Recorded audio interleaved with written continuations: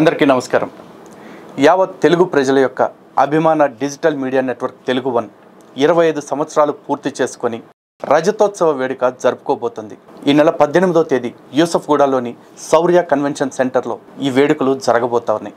ఈ సందర్భంగా ఎండి శ్రీ రవిశంకర్ కంటమనేని గారికి, తెలుగు వన్ సిబ్బందికి మరియు ప్రేక్షకులకి అందరికీ అభినందనలు, శుభాకాంక్షలు తెలియజేస్తున్నాను. మీ లలిత్ కుమార్, హిందూ జనశక్తి.